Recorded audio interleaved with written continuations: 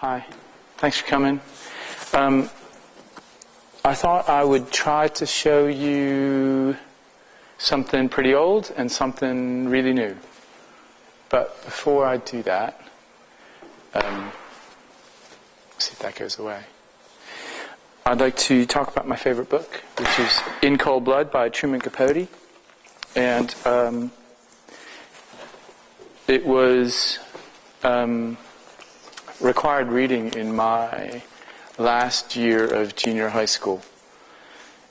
And this is the Clutter family who are murdered. And we know that they die within the first few pages of the book. And they were killed by Dick Hickok and Perry Smith. And this is a true story. And it's significant within American literature in that it was the first, this is slightly contentious, but it's the first nonfiction novel. So it's the first time a true story was told as if it was a fictional account of something. And what interests me about it, I think they were murdered in 1959, and the book came out in 1966. The killers were caught in 1960 or 1961, and it took a bunch of years to write because of the research, but also Truman Capote had to wait until they were executed to finish the book. And what is, I'm just going to read you a little bit of the book. Sorry, I'm going to have to turn it around that way so I can see it, because it's really tiny. So this is just the acknowledgments. And what interests me about the book is in the first sentence. All the material in this book, what interests me in the book is the book itself, but what is interesting is in the first sentence. All the material in this book, not derived from my own observation, is either taken from official records or is the result of interviews with the persons directly concerned. More often than not, numerous interviews conducted over a considerable period of time. And that sounds pretty straightforward until you really start to think about it. So again, all the material in this book, not derived from my own observation, then that's where it begins to collapse. Because everything is from his observation. Even the interviews are filtered through Truman Capote's experience. And that's really, I think, what lies at the core of this book, is that it's a portrait of this family. It's a portrait of Dick Hickok and Perry Smith, the two murderers, but it's also a self-portrait of Truman Capote. And what's really incredible about it, beyond the fact that it took him years to research it and write it, is that he places us, the audience, in a real uncomfortable and interesting and awkward position, in that we, despite the fact that we know that these people die real early on in the book, we begin to have empathy for the murderers, and in particular, Perry Smith. Because the book is told from the Clutter's point of view, but it's also told from the killer's point of view, and it's woven together. And just as we're kind of beginning to feel a little bit sorry for Dick, but real sorry for Perry, because they both, well, Perry's life wasn't, his upbringing was all over the place, and he just basically wasn't having a good time as a child. Anyway, so we get to this point in the book, and we know that they've killed the Clutters, and we know that they've done some pretty horrible things. And we followed so they went on the run. They went to Mexico, they had a nice time, they met some people, they had a nicer time, then they came back to America, then they went back to Kansas, which is where the murders took place. Holcomb, Kansas is described as being the buckle of the Bible Belt, so it's right in the center of America, Midwestern America. Anyway, they get arrested. They have a faulty tail light, and they get pulled over in Las Vegas. And they thought they knew who they were for sure, but they didn't know where they were.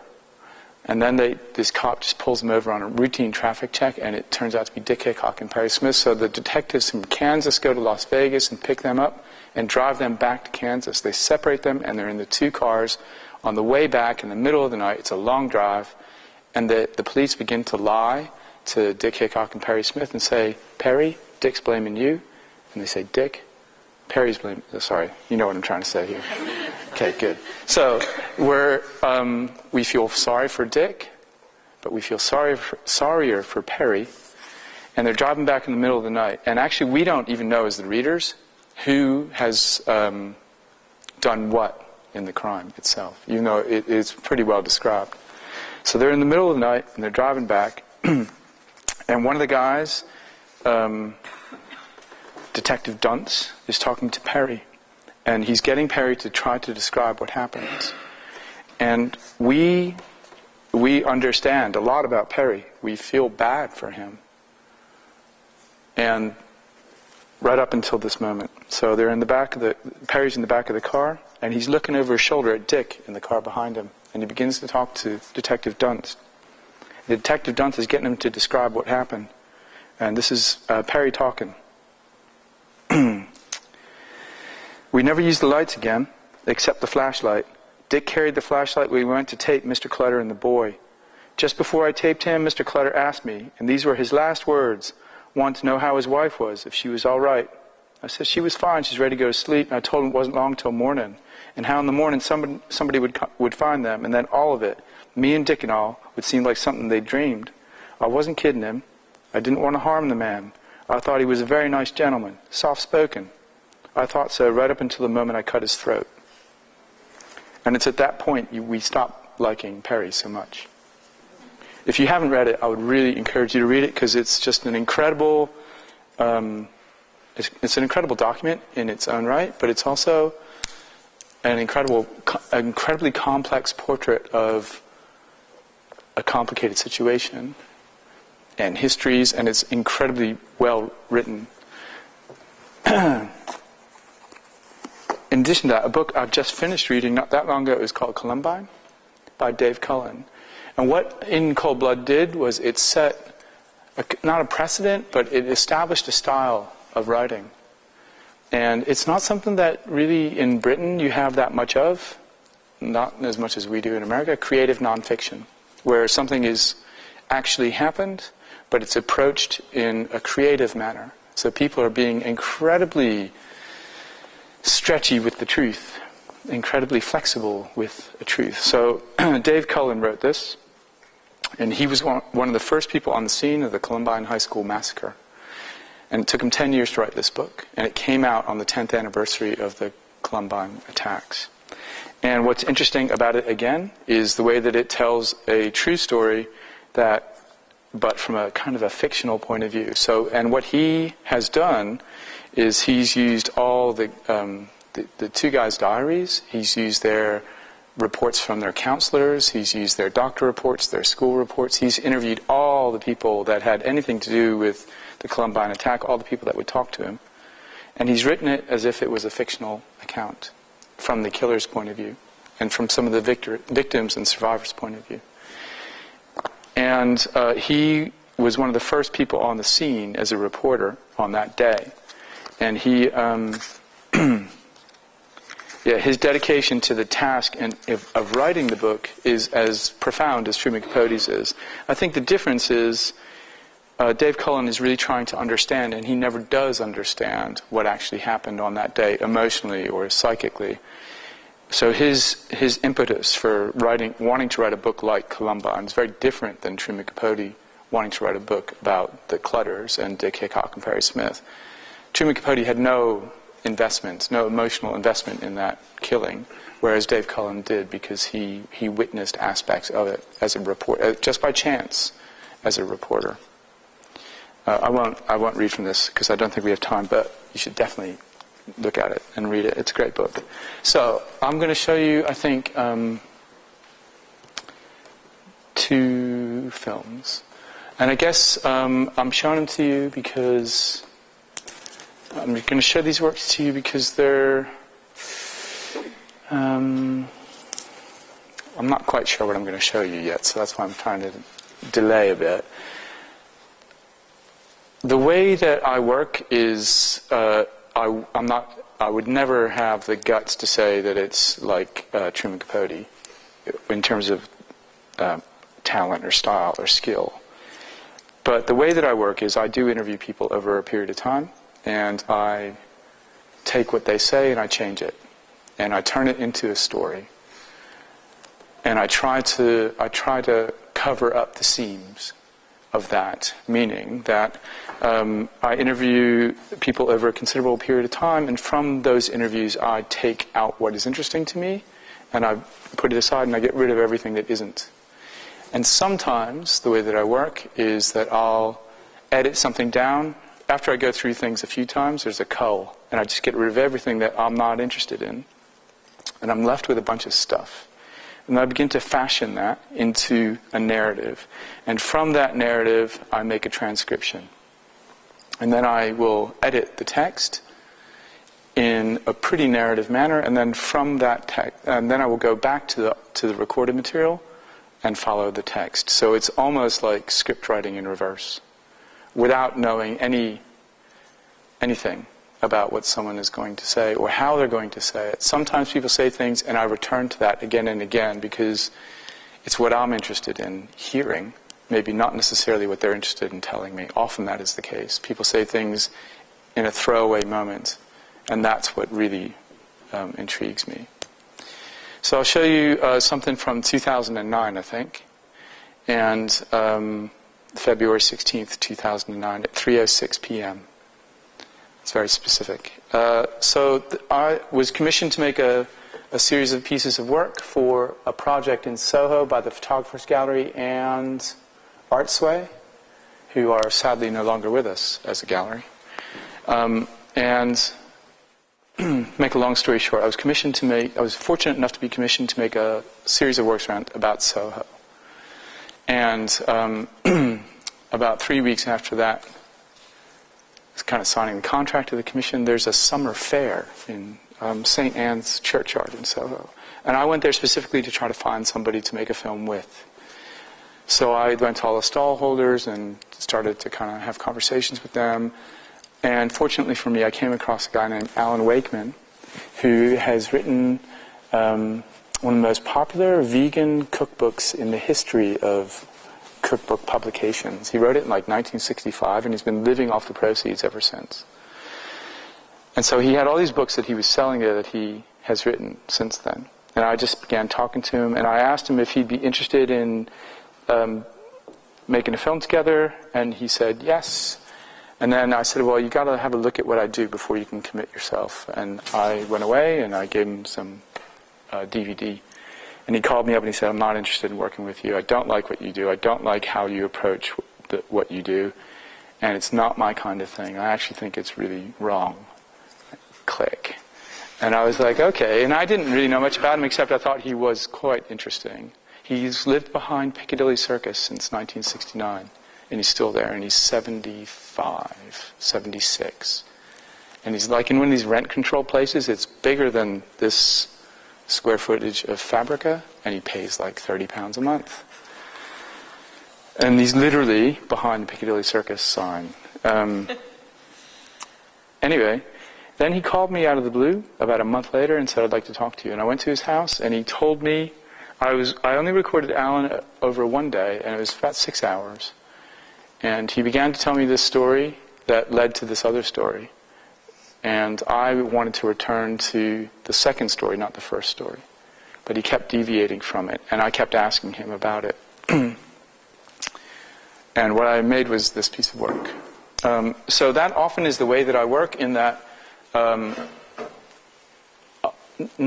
I go and do an interview with somebody, and then not long after that interview, usually during it, I begin to have some ideas about visually what it's going to be like. But for those of you that are sensitive to flashing things, this is quite a flashy film, in that there's lots of flashing lights. And for those of you that are sensitive to language, there's no hope. I was working as an architect. I spent the first 8 years of my working life as an architect. So the visual material for that is a stop frame animation, obviously carried out in the street. So I'm walking around just clicking my camera. And the other, I guess I'm also driving around. And then I went back to that. So that was recorded over, the interview with Alan was in, I think, July or August. And then September, October, November, I was filming the the visuals, and then editing probably November, December, January, and then finishing in February. And what I am trying to do is have work that, these are my rules, I guess, is that it's important that you don't need to know anything about the work before you are able to enter the work as an audience, and that it has a beginning, middle, and an end. You kind of sit down and you watch something, or you walk in somewhere and you experience something, and then you leave. Or you can stay if you like, but that it's very, it has a really structured way of entering the world, I guess, and a structured way of being made. So it's important to me that an audience just engages with the work directly, and that it kind of speaks to people. And I think a way that hopefully the work does that is through people's voices. So even though Alan, that sounds as if Alan is just saying that all at once, he's not. It's completely constructed. All the pauses, all his hesitation, the way that he says things. He did say all that stuff, not in the order that we're hearing it. It's not the truth, but it's truthful. And it doesn't really bear, the essence of it is his story, but when he first heard it back, he didn't really recall going into it in so much detail. And that was because he went off to all these different tangents, which I was interested in him doing, but I kept bringing him back to this thing that he kind of said very casually. So it's 7:05. I'm going to... So I guess the way that I work also is that I try to have work be very different from one another. And I'm very interested in how... I don't think you can separate the technical from the conceptual. I think they are completely linked.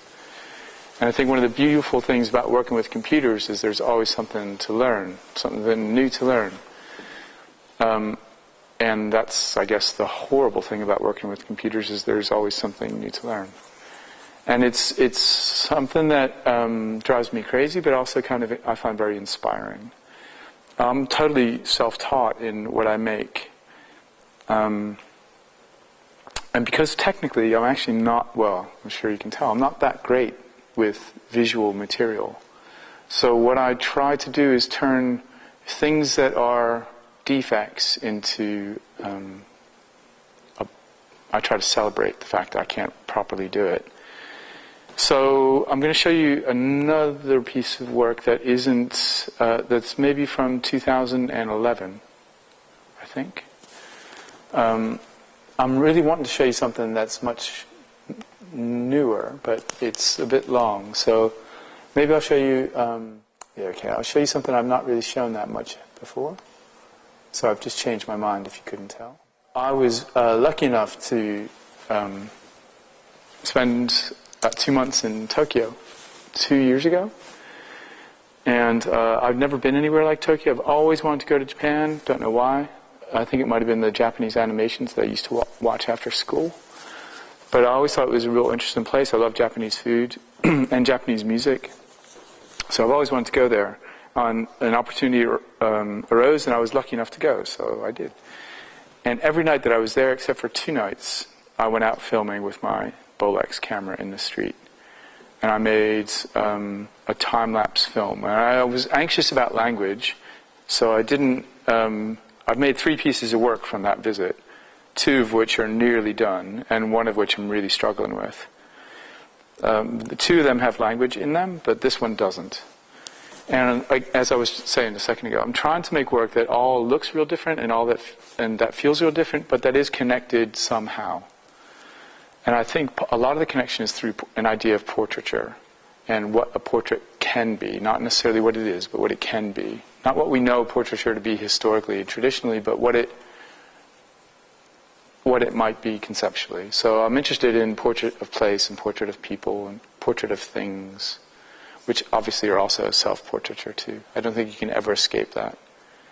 So this film is about 11 minutes long, and it literally every night over 2 months I was out in the streets of Tokyo, probably from about 9 o'clock at night to 2 o'clock, 3 o'clock in the morning. And it is incredibly safe. It was amazing to me that you could leave your phone and your camera on a table in a bar and walk around the block, and it would all still be there when you came back. And I literally had people, I left my phone in a few places, running up to me in the street, giving me my phone. And I wasn't unusual. That was it is just how it is there.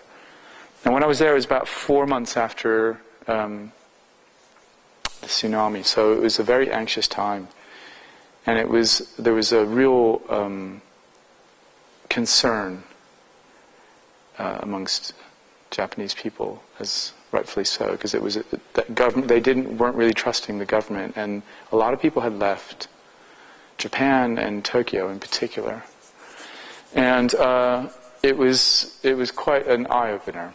Anyway, so this is pretty new. It took me a while to finish, and I've never exhibited it. It's been in a film festival.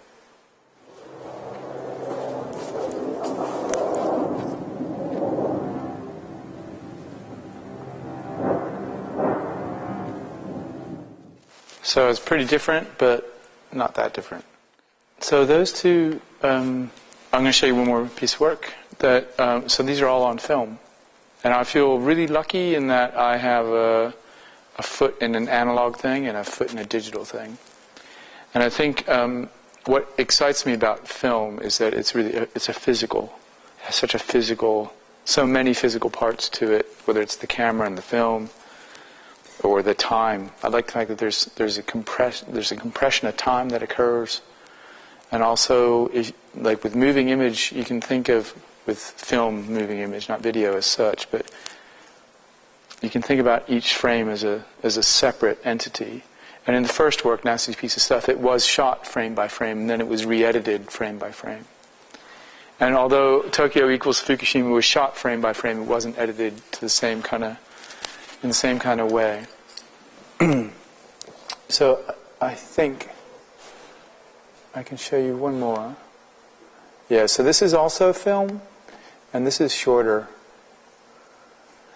I've been doing a lot of hand processing of 16mm film, and not necessarily knowing, well, I have no idea what it's going to look like, because the hand processing that I'm doing isn't very refined.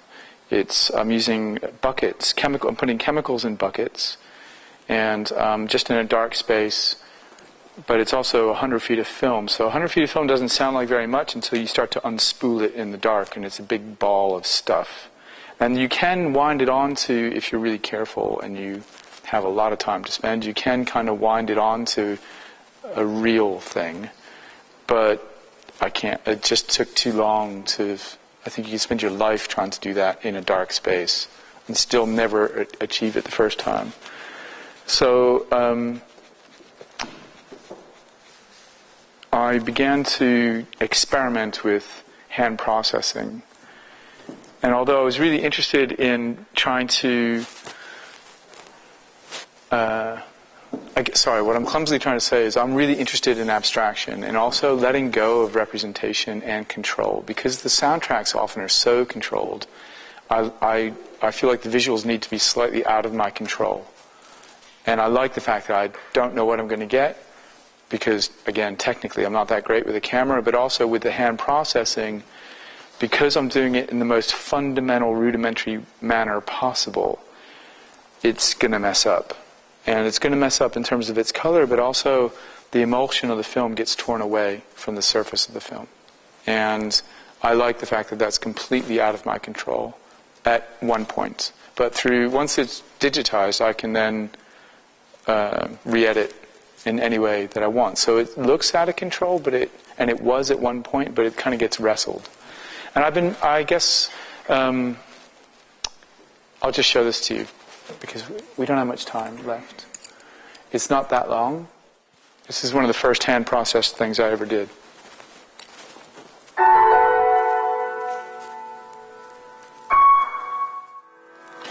I can't tell you how thrilled I was when I got that material back from the lab. and I got it digitized. It was probably about 3 times as long as that, but it is edited, believe it or not. I wanted it to feel as if it was just this thing that was just flowing and fluid and out of control. And the reason I've shown you these 3 pieces of work is because they're very different than the 3 pieces of work here. And I think it's important to me that the work has is different and has a different kind of presence than I guess what I'm trying to say is that I like things to feel have some variety, because I think I was just talking to someone earlier about boredom, and I think what is one of the worst things that human beings can be is bored, because there's so much in the world. I mean, obviously it can be incredibly tragic and incredibly incredible, and there's all points in between those 2 states, but I think boredom is something that afflicts us all at our peril. And I think that we owe it to ourselves and to one another to not be bored. And if you're making art, and if you're bored with the art that you're making, there's no hope for you at all. I mean, I think that we all get a little bit frustrated and pissed off and, unhappy. But I think that's just being alive and trying to make things. But I think being bored, there's just no excuse for it. Thank you very much.